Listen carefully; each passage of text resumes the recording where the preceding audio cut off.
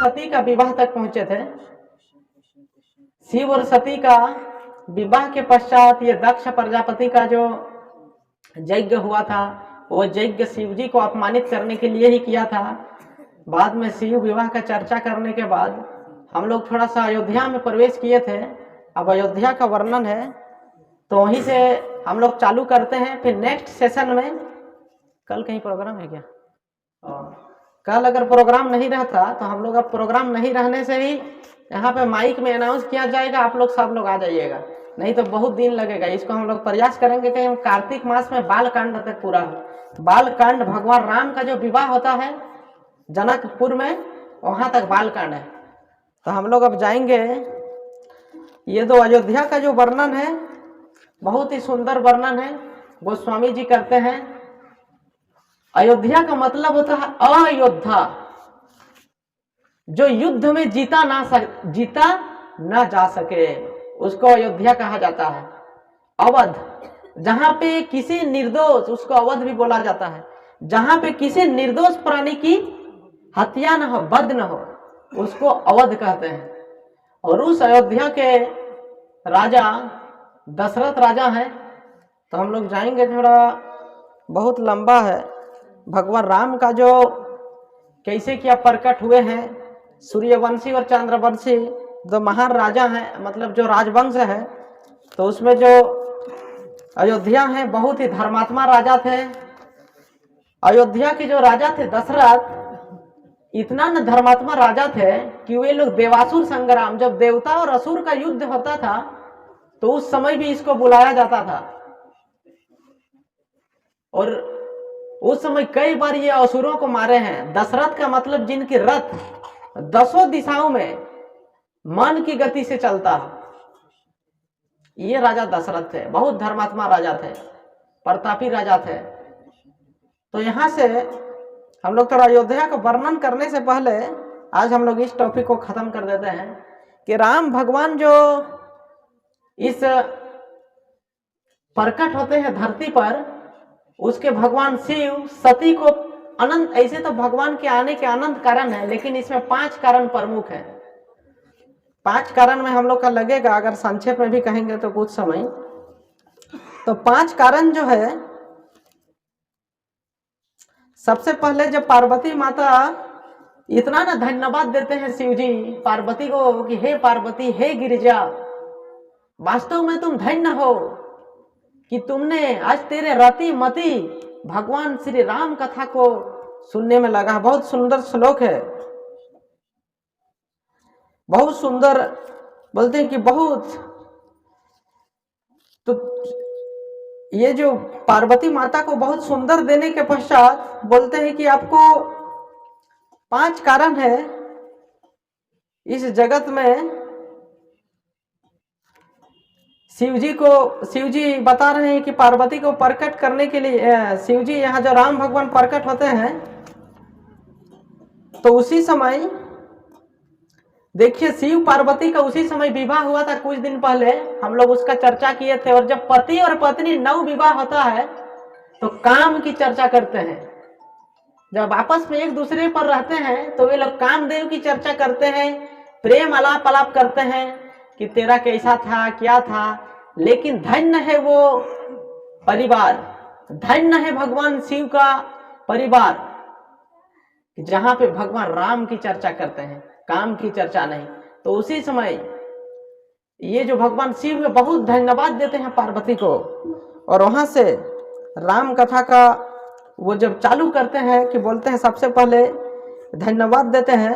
और राम कथा जब चालू करते हैं, शिव जी बोलते हैं कि मंगल भवनया मंगलहारी दरहु तो दशरथ अजर बिहारी। बोलिए मंगल भवनया मंगलहारी दरहु तो दशरथ अजर बिहारी। राम सिया राम जय जय राम, राम सिया राम जय जय राम। रामचंद्र रघुबीरा रामचंद्र रघुबीरा, राम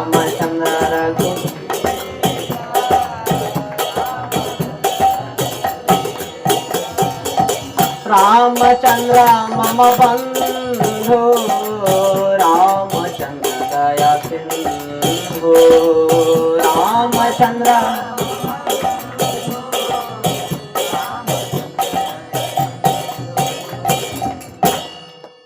और बोलते हैं धन्य धन्य गिरिजा कुमारी, तुम समान कौतुक भारी।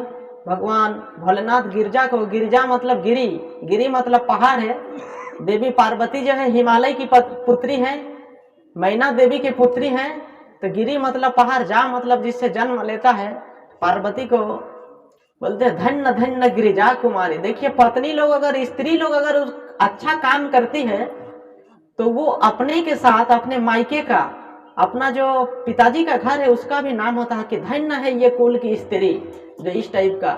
और अगर कोई स्त्री खराब काम करता है तो उसकी तो बदनामी होती है, उसके पिताजी मतलब बाप घर का भी बदनामी होती है। तो भगवान शिव जी यहाँ संदेश देते हैं कि धन्य धन्य गिरिजा कुमारी, तुम समान कौतुक भारी। और क्या करते हैं कि बहुत सुंदर सुंदर, पहले तो राम भगवान के विषय में शिव जी बताते हैं।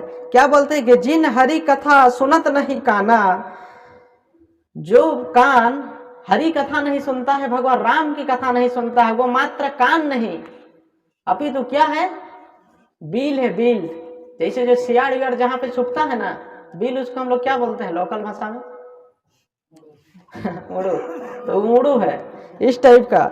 जिन हरि भक्त हृदय नहीं आने, जीवन सौ समान सौ प्राणी।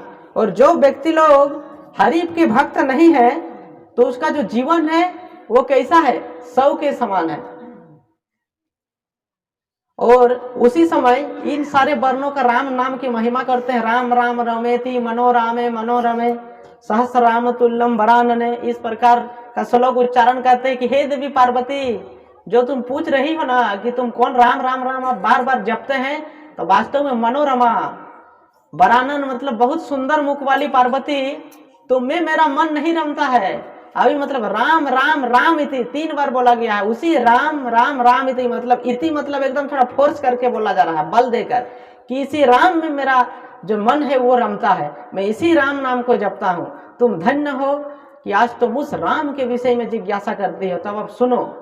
तो उसी समय बोलते हैं सबसे पहले सुनो कि राम भगवान इस जगत में आने का 5 प्रमुख कारण है। तब 5 कारण क्या क्या हो, तो गोस्वामी तुलसीदास जी यहाँ पे बोलते हैं, जब जब हुई धर्म के हानि, बाढ़ असुर अधमाय अभिमानी। बोलिए, जब जब हुई धर्म के हानि, बाढ़ असुर अधमाय अभिमानी। राम सिया राम सिया राम, जय जय राम।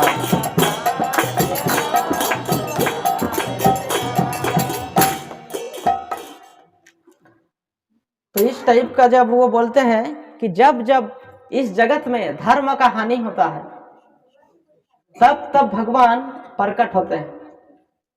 गीता में भी भगवान कृष्ण कहते हैं, क्या कहते हैं, यदा यदा हि धर्मस्य ग्लानिर्भवति भारत अभ्युत्थानम अधर्मस्य तदात्मान सृजामहम्। हे अर्जुन, जब जब धर्म की हानि होती है और जब जब असुरों का जो प्रकोप है इस जगत में बढ़ता है, तब तब तदात्मान सृजामहम्, तब मैं इस जगत में प्रकट होता हूँ। और क्या क्या करता हूँ, परित्राणाय साधूनां विनाशाय दुष्कृतां धर्म संस्थापनार्थाय संभवामि जुगे जुगे। और उस समय जब जब साधुओं का रक्षा करता हूँ, परित्राणाय साधूनां विनाशाय दुष्कृतां, और उस दुष्ट व्यक्ति को क्या करता हूँ, विनाश करता हूँ। और धर्म संस्थापनार्थाय, और धर्म की स्थापना करता हूँ, और संभवामि जुगे जुगे, ये प्रथम कारण बता रहे हैं। तो उस समय जो प्रकट होते हैं तो उसी समय इस जगत में असुर कौन थे, रावण थे। और रावण हम लोग नेक्स्ट बार रावण की चर्चा करेंगे, उनके वंशज का वर्णन करेंगे, रावण कैसे आया। तो हम लोग यहाँ पर क्योंकि समय कम है, सब लोग का बहुत दूर से आए हैं, तो उससे पहले चर्चा करते हैं पहले बताते हैं कि चारों कुमारों का एक बार वैकुंठ लोक में, हम लोग इस पे संक्षेप में चर्चा किए थे। ये जो सनक, सनातन, सनंदन और सनत कुमार, जो चारों कुमार हैं, ये लोग भगवान विष्णु के जो चरण है वहां पे जो तुलसी पत्र चढ़ता है तो उसका सुगंधित से इतना न मंत्र मुग्ध हुए हैं कि उसको थोड़ा सा रस आस्वादन करने के लिए तो ये लोग सारे द्वारों में पाल हो गए। भगवान के चारों दिशाओं में द्वारपाल होता है, बहुत द्वार होता है, उसमें जय, विजय, संद, सुनंद, नंद, सुनंद, चंडक, प्रचंड, इस टाइप का नाम है उनके द्वारपाल का।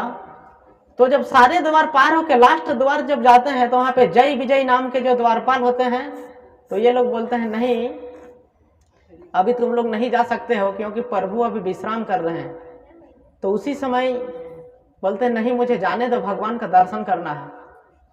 तो जब ये लोग अंदर जाने नहीं दिए तो ये चारों मुनि ने उसको श्राप देते हैं कि जाओ, तेरा जो विचार है थोड़ा असुर टाइप का है, तुम लोग यहाँ से नीचे चले जाओ, यहाँ तुम लोग वैकुंठ लोक में रहने के लायक नहीं हो, तुम लोग भेदभाव कर रहे हैं। तो उसी समय भगवान विष्णु आते हैं और चारों कुमारों को दंडवत करते हैं, प्रणाम करते हैं। फिर ये चारों कुमार शर्मा जाते हैं, लज्जा करते हैं कि भगवान हम लोग को ऐसे किए। बोले क्षमा करते हैं, ये लोग नहीं जानते हैं कि मुनियों का कैसा आदर करना चाहिए, क्षमा करिए प्रभु। तो ये लोग लजा जाते हैं, खाना खा हम लोग इसको ये किए, ये लोग तो भक्त है। तो बोलते हैं छोड़ो, बहुत पश्चाताप करने लगे वाल्मीकि मुनि जैसा। तो उस समय प्रभु जी बोलते हैं कि ये लोग मेरा ही प्रेरणा से ये सब हुआ, कोई बात नहीं। एक बार इन लोग सोच रहा था कि मैं युद्ध करने सकता हूं कि नहीं, क्योंकि भगवान के जो चरण है वो कमल के समान कोमल है, चरण कमल बोला जाता है। तो ये लोग कैसे युद्ध करते हैं। तो देखिए वैकुंठ लोक में जो सोचिएगा वही होगा। तब प्रभु जी बोलते हैं रुको, युद्ध कैसे किया जाता है मैं दिखाता हूँ। तब ये लोग को इस टाइप का लीला रच के श्राप जब देते हैं तो फिर अनुनय विनय करते हैं, नहीं हमको नहीं रहना है। तो उस समय बोलते हैं कि अगर 4-7 जन्म तक तुम लोग मेरा भक्ति करोगे तो 7 जन्म के बाद यहाँ वैकुंठ लोक में आओगे, और अगर मुझसे द्वेष करोगे, ईर्ष्या करोगे तो बोले 3 जन्म में आओगे। तो बोलते प्रभु हमको 7 जन्म नहीं रहना है, मुझे ईर्ष्या द्वेष ही करना है, 3 जन्म ही सही। तो उसी समय ये लोग पहले जन्म में वही जय और विजय, हिरण्याक्ष और हिरण्यकशिपु के रूप में प्रकट होते हैं। सेकंड जन्म में रावण और कुंभकर्ण के रूप में प्रकट होते हैं, और तीसरा जन्म में शिशुपाल और दंत वक्र के रूप में प्रकट होते हैं। और तीनों का भगवान जब ये करते हैं फिर उन लोग अपने लोक को चले जाते हैं। ये एक कारण बताते हैं शिव जी। अब दूसरा कारण क्या बताते हैं, दूसरा कारण बताते हैं वृंदा देवी का श्राप भगवान को। हम लोग 5 कारण ही चर्चा करेंगे, 108 तक हो जाएगा। वृंदा देवी का श्राप, तो एक समय की बात है, शिव जी बता रहे हैं पार्वती से कि जालंधर नाम का एक असुर था, और ये असुर इतना पराक्रमी था कि सारे देवताओं को बार बार हरा रहा था। देवता लोग उससे जीत ही नहीं पाते थे। तो क्या करते थे, बार बार असुर, ये जो असुर लोगों को, देखिए असुर लोगों का अगर थोड़ा बलवान हो जाता है ना तो उन लोग कुछ ना कुछ अनाप शनाप काम करेगा ही, समाज को अशांति फैलाएगा। अब तो ये बोलते हैं भगवान को क्यों श्राप देता है वृंदा देवी। तो उस समय जो उसकी पत्नी थी, जालंधर असुर का जो पत्नी थी वृंदा देवी, वो पतिव्रता स्त्री थी, बहुत पतिव्रता। तो देखिए भगवान कुछ कुछ चीजों में कभी कंप्रोमाइज नहीं करते हैं। तो उसमें से एक चीज है, बोलते हैं कि अर्जुन को कई जगह कहते हैं कि मैं कभी कभी अपना वचन तोड़ देता हूं, लेकिन मैं पतिव्रता स्त्री के वचन को नहीं तोड़ने देता हूं, क्योंकि पतिव्रता में बहुत शक्ति होती है। पतिव्रता में वो शक्ति है कि सावित्री सत्यवान की आप लोग कथा जानते हैं, जिसको जमराज से लेकर आ जाते हैं। तो पतिव्रता में बहुत शक्ति है। तो उसके पतिव्रता के फल से उस जालंधर असुर सारे देवताओं को हरा रहा था। इसीलिए स्त्रियों को चाहिए कि वो पतिव्रता स्त्री बने, रामायण से हम सीखते हैं। इसीलिए पति का नाम नहीं लेना चाहिए, शास्त्र में ऐसा वर्णन है। जो पति का, ये ससुर का, ये सब का नाम लेता है तो उसका जो पति है इसकी आयु घटती है। लेकिन इस आज से 5000 वर्ष पहले की बात नहीं है, सीताराम त्रेता युग की बात नहीं है, 2020 की बात है। तो आज लोग ए फल्ला जी तुस्का जी कहने में निसंकोच होती हैं और बोलते इससे क्या होगा। शास्त्र वर्णन करता है कि इससे पतिदेव का जो है आयु घटता है। तो ये जब वृंदा देवी का जो श्राप अब कैसे देता है, तब क्या करते हैं कि सारे जब काम नहीं बनता है तो कहाँ जाते हैं सब लोग, भगवान विष्णु के पास क्षीर सागर में। ब्रह्मा जी को लेके गए, बोले हम लोग तो त्रस्त हैं, अब आप ही कुछ उपाय करिए, नहीं तो हम लोग तो इस जालंधर के प्रकोप से अब बच नहीं पाएंगे, इससे असुरों का ही राजा है। तो उसी समय विष्णु भगवान बोलते हैं ठीक है जाओ तुम लोग निश्चिंत रहो, मैं कुछ उपाय करता हूं। और भगवान विष्णु क्या करते हैं, जालंधर का रूप लेकर वो भगवान विष्णु जालंधर असुर बन जाते हैं, उसका रूप लेते हैं और उसकी पत्नी वृंदा देवी का जो पतिव्रता स्त्री है, पातिव्रत है, उसका भंग करते हैं। तब जब पातिव्रत भंग करते हैं तो उसी समय जालंधर का जो सिर है वहां पे कट जाता है और वृंदा देवी के यहाँ आके गिर जाता है। तो उसी समय वृंदा देवी उसको पूछती है कि तुम कौन हो, मेरे पति का भेष करके आए हो, भेष धर के आए हो, मेरा तुम पातिव्रत का नष्ट किए हो। तो उस समय भगवान विष्णु चुपचाप रहते हैं, कुछ बोल ही नहीं पाते हैं। तो बोलते जाओ मैं तुझे श्राप दे देता हूं कि तुम पत्थर की तरह खड़े हो, तुम पत्थर बन जाओ, और मैं आज पति के लिए दर दर भटकूंगी, तुम पत्नी के लिए दर दर भटकोगे, तब हिसाब बराबर होगा। भगवान विष्णु कुछ नहीं बोलते हैं, सहस्र स्वीकार करते हैं, क्योंकि हम लोग पहले चर्चा किए कि भगवान पातिव्रत स्त्री के पाति सतीत्व का रक्षा करते हैं। वो चाहने से उस श्राप उराप से परे हैं, लेकिन उसको स्वीकार करते हैं। और इसीलिए हम लोग जो तुलसी मंच है, ये स्वयं साक्षात भगवान विष्णु है, और जो वृंदा देवी है वही वृंदा देवी तुलसी के रूप में जन्म लेती हैं और उनको आशीर्वाद मिलता है, भक्ति का स्वरूप है। इसीलिए हम लोग इसीलिए तुलसी महारानी के बिना मतलब इस कलियुग में उद्धार ही नहीं है। तो उस तुलसी को आशीर्वाद देती है कि जाओ, शालिग्राम शिला के रूप में भगवान कलियुग में भगवान शालिग्राम शिला के रूप में मिलते हैं, और तुलसी मंच साक्षात विष्णु भगवान है और उसके मस्तक पर वृंदा देवी है, उनको आशीर्वाद मिलता है। तो आप कहीं भी पूजा करिए, जब तक तुलसी में नहीं करेंगे तो आपका पूजा सफल होगा ही नहीं, व्यर्थ है। तो ये दूसरा कारण है। फिर तीसरा कारण बताते हैं, क्या कारण बताते हैं,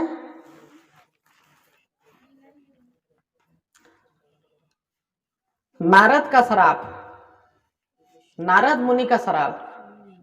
ध्यान से सुनिए,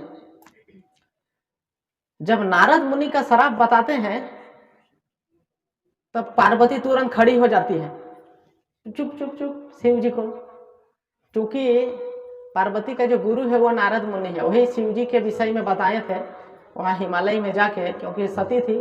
तो नारद मुनि का जैसे ही श्राप सुने तुरंत पार्वती माता खड़ी हो जाती, चुप। नारद मुनि बोले कैसे श्राप दे सकता है भगवान को, वो तो भगवान विष्णु के हरि के परम भक्त हैं, वो जहां भी जाते हैं श्रीमन नारायण नारायण हरि हरि, श्रीमन नारायण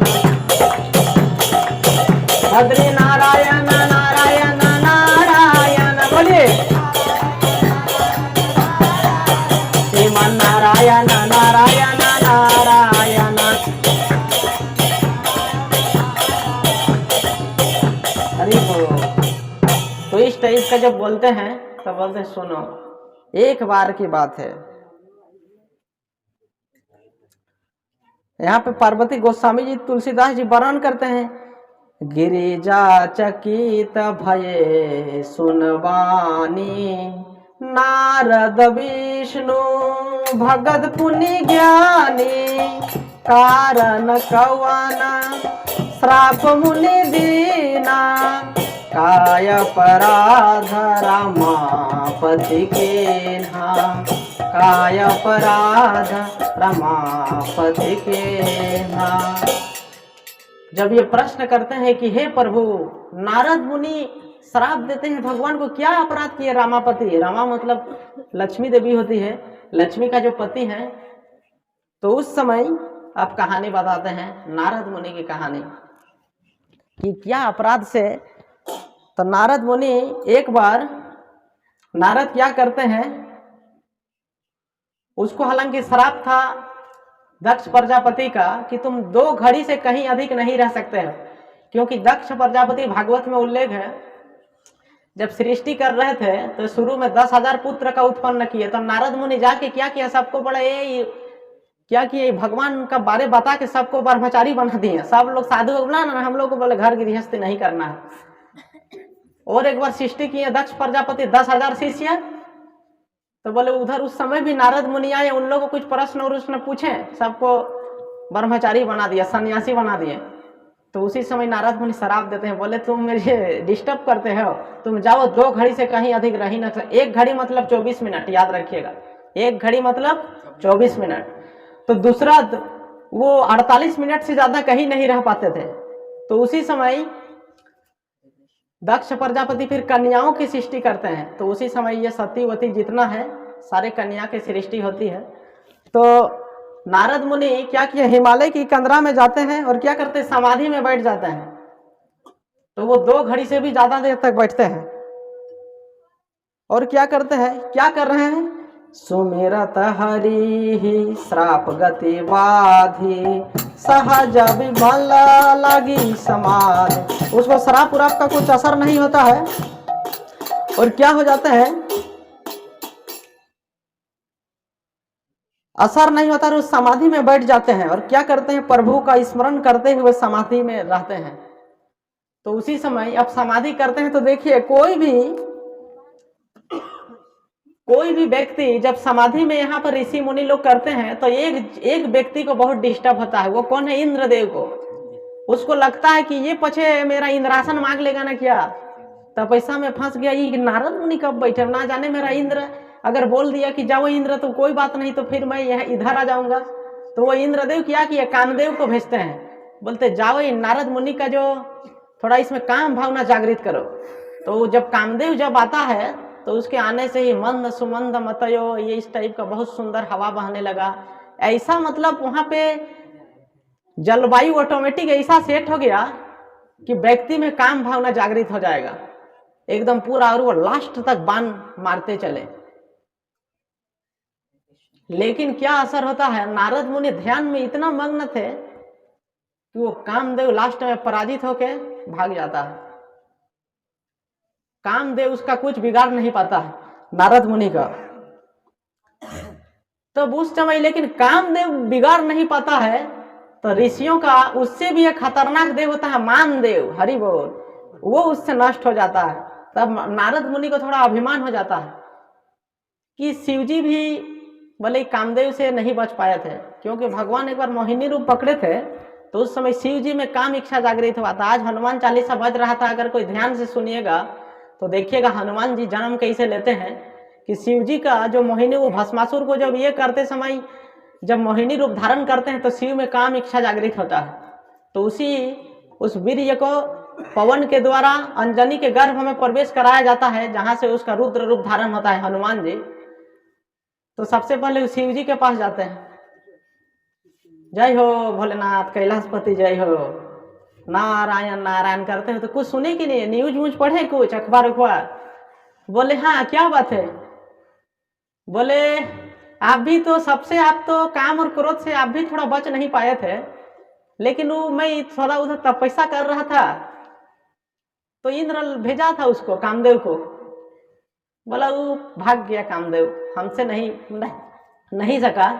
बोला पूरा प्रसिद्धि नारद मुनि। तो शिवजी बोले चुप चुप चुप, आज हमको ये चीज बोला, दूसरा को किसी को मत बोलना, बोला ये चीज। प्रभु जान के देखे शिवजी तो भोलेनाथ है, ये बोले ये बात हमसे बोला तो ठीक है, दूसरा किसी से मत बोलना, खास करके विष्णु भगवान से तो बोलना ही नहीं, क्योंकि बोलोगे इसको शिवजी को पता लग गया कि इसका अहंकार हो गया थोड़ा, तो बोले एकदम मत बोलना। तो नारद मुनि को लगा कि शिवजी मुझे इसलिए बोल रहे हैं क्योंकि मैं ये सब यदि बोलूंगा तो इसकी शिवजी की जो ख्याति है थोड़ा कम हो जाएगा। कि बोले कि ये भी काम से और मैं ही तो काम को जीत लिया। तो बोले ठीक है। तो उधर वो क्या किए, ब्रह्मलोक गए, इधर उधर चले गए। तो उसके बाद वो क्या किए, सीधा विष्णु भगवान के पास जाते हैं, नारायण नारायण प्रभु। तो बोलते हैं नारद आइए आइए, क्या बात है? बोलते आप भी कुछ अखबार उखबार पढ़े कि नहीं? तो बोले क्या अखबार? तो बोले ऐसा ऐसा बात है, वो भेजा था इंद्र। बोले कुछ नहीं हो पाया। तो उसी समय भगवान को पता चल गया कि इसका तो अभिमान हो गया। और देखिए भगवान ऐसे हम लोग जो खिचड़ी खिलाते हैं, चाहे पायस खिलाते हैं, चावल दाल सब्जी खिलाते हैं, भगवान को ये प्रेम से ग्रहण करते हैं। उसके अलावा भगवान और बहुत बड़ा चीज खाते हैं। क्या खाते हैं? वो अहंकार का सेवन करते हैं। जब जीव में अहंकार हो जाता है तो भगवान उसको खाने में, और खास करके उसको भक्तों का वो अहंकार, बोले ये नारद मुनि का तो अभिमान हो गया, इससे इसका पतन हो सकता है। तो उसी समय भगवान क्या किए हैं, एक माया नगरी का सृष्टि करते हैं। माया नगरी का तुरंत सृष्टि करते हैं, उनकी इच्छा से माया नगरी सृष्टि हो जाता है।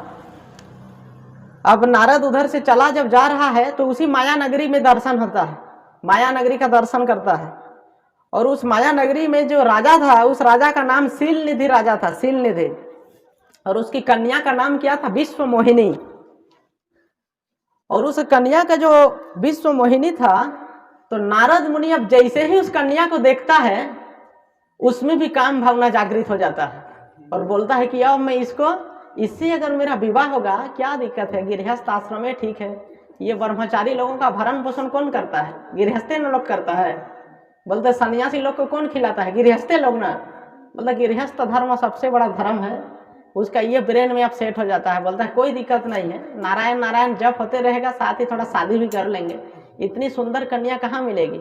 अब विश्व मोहिनी से नारद मुनि क्या करते हैं कि शादी के लिए, मतलब उनकी इच्छा जब होता है तो उसी समय क्या करते हैं, अब विश्व मोहिनी इतनी सुंदर थी तो भाई उसका जो पिता थे शीलनिधि, उसको स्वयंवर के लिए वो क्या व्यवस्था किए थे कि राजा में ये मेरी बेटी जिसको भी माला पहनाएगी वही इसका पतिदेव होगा, अपने मन से। तो नारद मुनि तो देखने में, भक्त लोग बहुत सुंदर होते हैं, इसे भी गोल मटोल, तो नारद मुनि देखने में सुंदर थे ही। तो बोलते हैं, नारद मुनि बोले कि मुझे तो ये पसंद तो करेगी ही, एकदम श्योर है। तो नारद मुनि क्या करते हैं, उस स्वयंवर सभा में वो भी जाके बैठ जाते हैं। तब क्या हुआ, बहुत राजे महाराजा लोग बैठे हैं, तो भगवान की प्रेरणा से क्या करते हैं, नारद मुनि को भगवान क्या दे देते हैं, बंदर का मुख दे देते हैं। हरि बोल, ये बंदर बना देते हैं। तो आईना वाइना तो देखे नहीं, ऐसे ही थोड़ा देखे, इधर तो बॉडी वॉडी ठीक है। और उसके बाद बैठे तो मोहिनी बोल के नहीं, मतलब देखे कि मेरे स्वयंवर में ये बंदर भी बैठा है, तो खास करके उसकी ओर इशारा कर रहे हैं कि ये देखो ये बंदर भी, इसको कौन बुलाया, कि मैं बंदरी हूं कि ये बंदर आया है स्वयंवर में। तो उस समय नारद मुनि को और अच्छा लग रहा, ओहो तो मुझे ही देख के थोड़ा इशारा कर रही है। कोई देखिए अगर लड़की लड़का अगर कोई इशारा गाली वाली दे तो लड़का लोगों को अच्छा लगता है कि बोला ये मुझे शायद देख रही है। तो उसी समय उस स्वयंवर में जब नारद देखे तो बोले मुझे अब पसंद करेगी। अब वो माला पहनाने की जब बारी आई तो उस समय जाके नारद मुनि को देखे, उधर देखे ही नहीं, उधर चले गए। बल्कि वो कन्या उसको थोड़ा अपमानित करते हैं, बोले इधर आया, अपना थोबड़ा उबड़ा देखा है कभी? जब आईना में देखो, यहाँ आया विश्व मोहिनी से विवाह करने के लिए। बोले बाप रे, मेरा आईना कितना थोबड़ा खराब है क्या? और वो क्या करता है, जाके वहां भगवान विष्णु थे उसी को माला पहना देते हैं। हरि बोल। अब नारद मुनि को तो भाई बहुत दुख हुआ, वो जाके आईना देखा तो अरे बंदर जैसा दिख रहा है। तो ये बंदर का जब रूप देखा तो उसको काफी क्रोध आ गया। अब सीधा भगवान विष्णु के पास जाते हैं, बोलते हैं प्रभु आपका किया इतना पत्नियों से नहीं भरा। कृष्ण के रूप में भगवान के कितने पत्नी हैं? 16,108। एक आध मुझे छोड़ देते तो कौन सा दिक्कत था आपका है?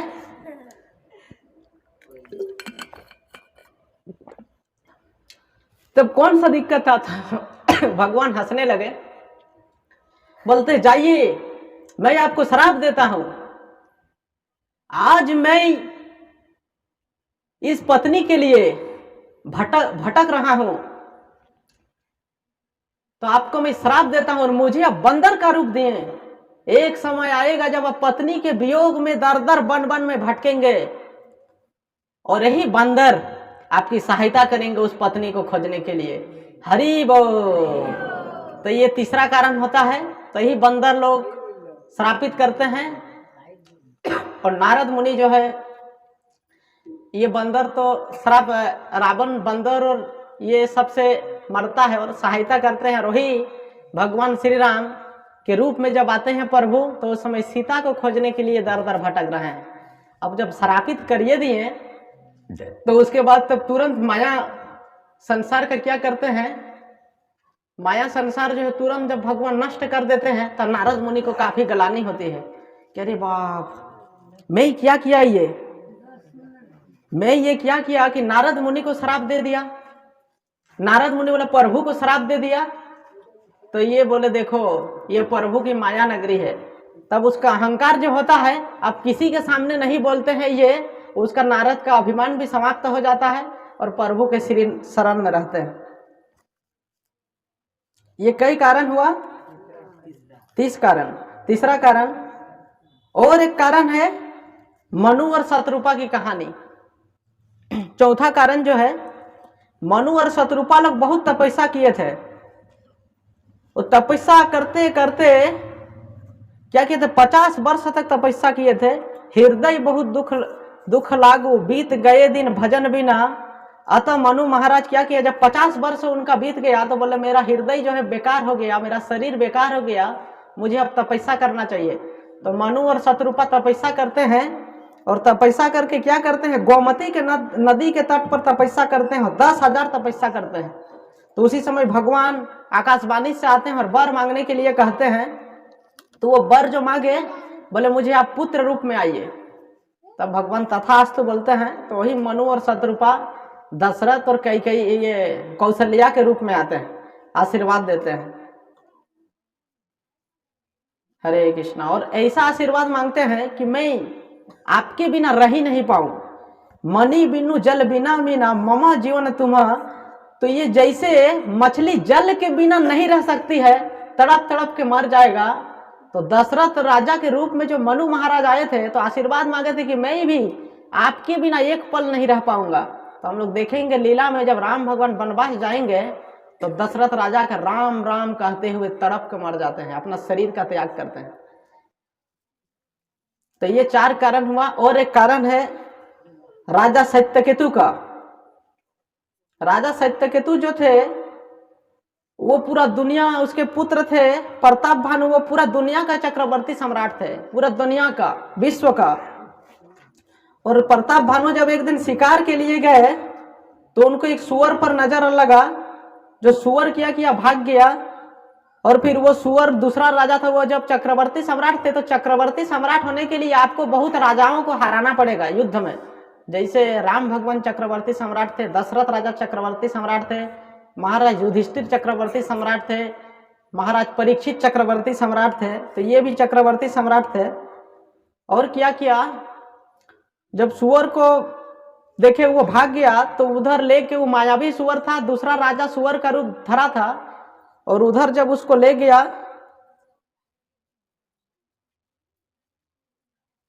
तो वो जो सुअर था वो एक राजा था। और उस रास्ते में क्या मिला, एक कपट मुनि मिला उसको, कपट मुनि, प्रताप भानु राजा को। जब सुअर भाग गया तो उसी रास्ते में कपट मुनि मिला, वो भी एक राजा था। प्रताप भानु उसको भी हराया था। तो प्रताप भानु, कपट मुनि प्रताप भानु से कहते हैं कि तेरा सब ठीक हो जाएगा, कल्याण हो जाएगा, तुमको ब्राह्मणों को भोजन कराना पड़ेगा।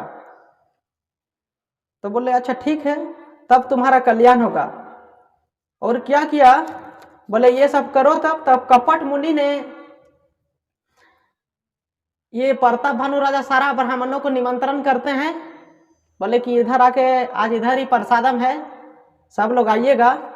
तो कपट मुनि उसका अरेंज करते हैं। और क्या करते हैं, जब ब्राह्मण लोगों को खाना के लिए बनाया, तो उस खाना में क्या बना था जानते हैं, मांस बना था, मांस। ये मांस, मदिरा, ये सब खाना बना था। और जब ब्राह्मणों को उधर बैठे थे और पत्तल उत्तल दिए, उसके बाद जब उसको परोसा गया मांस रूपी खाना, तब सारे ब्राह्मण लोग काफी निराश हो गए। बोले अरे दुष्ट, बोले तुमको पता नहीं है कि हम लोग सात्विक है, ब्राह्मण है, हम लोग मांस मदिरा ये सब का सेवन नहीं करते हैं, और ये सब तुमने अरेंज कराया, ये जो कपट मुनि अरेंज कराया था। तो यहाँ पर हमारे आचार्य लोग टिप्पणी करते हैं, ये जो कपट मुनि है और कोई नहीं, ये कपट मुनि जितने नकली गुरु सब हैं, जो आपको बोलेगा सब खावा सब करा, कोई नहीं होगा, हमको कुछ डॉलर उलर दे दो और तुमको दीक्षा दे देते हैं, ये लोग कपट मुनि है, इससे आपको राम की प्राप्ति नहीं हो पाएगी। ठीक है। उसके बाद जब सारे ब्राह्मणों को मांस का वो भोजन परोसा गया तो सारे ब्राह्मण लोग ओम पूर्णमदः पूर्णमिदम् ओम स्वाहा करके उस प्रताप भानु राजा को श्राप दे देते हैं। बोलते हैं तेरा काम जो है एक राजा की तरह नहीं, तुम एक असुर की तरह करते हो, जा तुम असुर योनि को प्राप्त हो जाओ। तो वही प्रताप भानु राजा रावण के रूप में जन्म लेता है। हरि बोल। तो ये 5 कारण हुआ। अब हम लोग जाएंगे, रावण का रूप में प्रकट होता है तो सारे चीज जाने। अब हम लोग नेक्स्ट कथा जो है, रावण का जन्म कैसे होता है, वे लोग कैसे कैसे तपस्या करते हैं, इस पे चर्चा करेंगे। उसके बाद प्रभु का जन्म कराएंगे। तो जन्म के दिन थोड़ा उत्सव टाइप का मनाया जाएगा राम जन्म का। तो लगता है एक कथा जो है, एक बार का कथा है, पूरा चला जाएगा इसमें। रावण का जो पुलस्त मुनि, विश्रवा मुनि, ये सबसे कैसे रावण आते हैं और तपस्या करते हैं, ये सारे कहानी से तो हम लोग प्रयास करेंगे कि नेक्स्ट जो कथा हो। तो ये 5 कारण हुए प्रभु का आने का। इसको शिव जी ये कथा माता पार्वती से कहते हैं। बोले सियावर रामचंद्र भगवान की, शिव शंकर भोलेनाथ की। तो आप लोग याद रखिए इन कथाओं को। कहीं आप कथा उथा श्रवण करने जाएंगे तो आप पूछ सकते हैं रामायण वक्ताओं से, क्योंकि अभी रामायण वक्ताओं की कमी नहीं है। तो बोलिए कि उसको आप शास्त्र से कथा बोलिए। और अगर रामायण कथा कहीं आयोजित होता है और उसका उद्देश्य रामायण कथा नहीं करके, भगवान राम की कथा नहीं करके उल्टा सीधा कथा बोलता है, तो उससे जो रामायण कथा का फल है वो प्राप्त नहीं हो पाएगा। उसमें सिर्फ धन का अपव्यय होगा।